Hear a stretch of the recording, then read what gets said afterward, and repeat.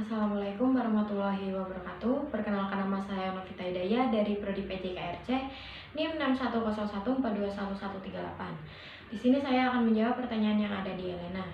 Perkembangan belajar gerak sangat penting untuk dipelajari oleh calon guru penjas karena dapat membantu mengetahui kapan dimulainya perkembangan secara normal. Dengan begitu, guru dapat menyusun pedoman berdasarkan skala tinggi, berat, usia, dan perkembangan sosial motorik serta emosional. Selanjutnya saya akan menjelaskan tentang masa adolescence dan masa dewasa. Masa adolescence merupakan masa transisi dari kanak-kanak menuju dewasa. Masa remaja ini dibagi menjadi dua, yaitu masa remaja awal dan masa remaja akhir.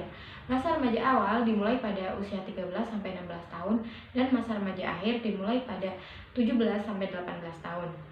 Pada masa ini, laki-laki mengalami perubahan seperti mimpi basah, tumbuhnya jakun, dada menjadi lebih bidang, dan suara menjadi lebih berat. Sedangkan pada perempuan mengalami menstruasi, pinggul membesar, dan besarnya payudara.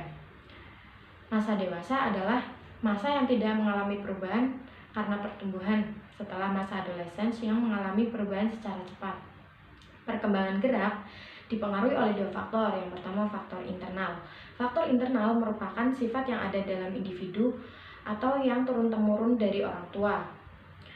Faktor eksternal adalah faktor yang berada di luar individu atau biasa disebut dengan faktor lingkungan.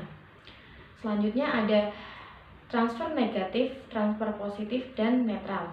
Transfer positif merupakan transfer yang bersifat menguntungkan, di mana terjadi ketika keterampilan pengalaman sebelumnya akan membantu ketika kita akan belajar tentang pengalaman yang lebih baru. Contohnya seperti tenis meja. Tenis meja, kita belajar tenis meja akan mempengaruhi keterampilan ketika kita akan belajar tenis lapangan. Transfer negatif merupakan transfer yang bersifat merugikan. Transfer negatif terjadi apabila keterampilan pengalaman sebelumnya akan menghalangi atau mempersulit ketika kita akan belajar pengalaman yang baru. Contohnya ketika kita dribble pada bola basket, akan berpengaruh ketika kita akan belajar dribble pada bola tangan atau handball.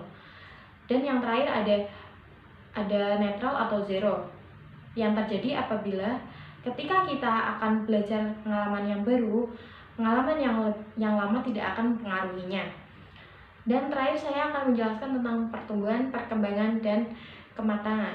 Pertumbuhan merupakan proses peningkatnya pada seseorang dalam hal fisik, contohnya seperti bertambahnya tinggi badan dan berat badan.